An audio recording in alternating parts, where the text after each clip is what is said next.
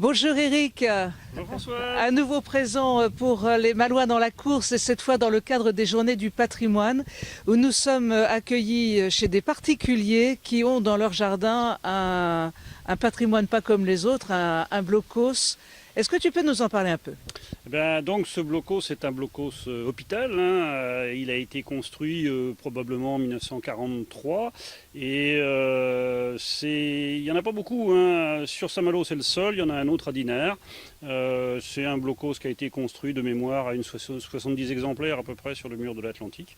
Et c'est surtout un gros morceau, hein, puisqu'on a une douzaine de pièces à l'intérieur. Eric, nous nous retrouvons très précisément à l'intérieur de ce blocos dont vous nous disiez tout à l'heure qu'il a une vocation hospitalière, dans le terme générique du mot. Oui, c'est un blocos hôpital, hein, au sens de l'armée allemande.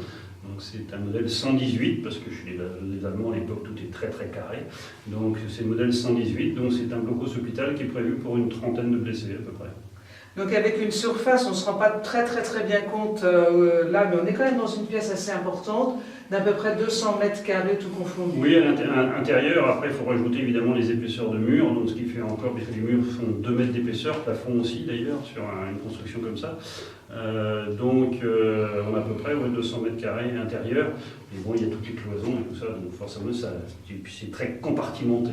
Et puis il y a un deuxième niveau, voilà. Un deuxième niveau en fait qui est juste en dessous de celui-là. Hein. Voilà, où était toute la partie technique avec le chauffage, la ventilation, les arrivées électriques, les tableaux électriques, tout ça c'était le deuxième niveau.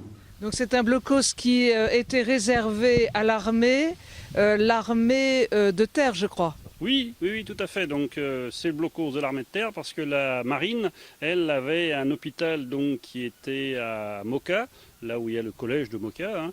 Et donc il y avait un blocos juste à côté du collège de Moka. Il a été démoli d'ailleurs il y a très peu de temps ce blocos quand on a entièrement refait le collège Moka.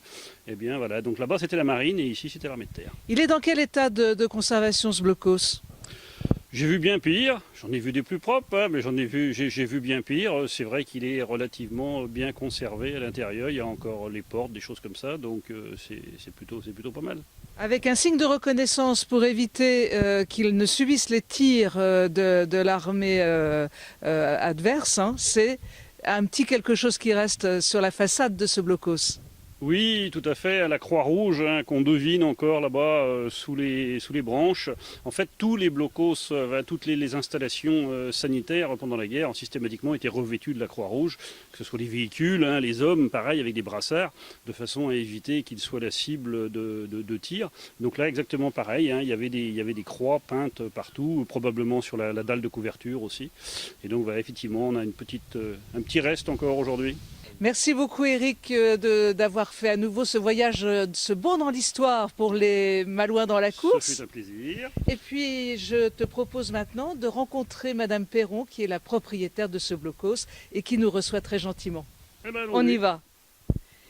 Madame Perron, bonjour, merci d'accueillir les Malouins dans la course chez vous à l'occasion de ces Journées du patrimoine et de nous recevoir dans votre jolie maison et surtout dans votre jardin extraordinaire dans lequel il y a un monument historique, un blocos.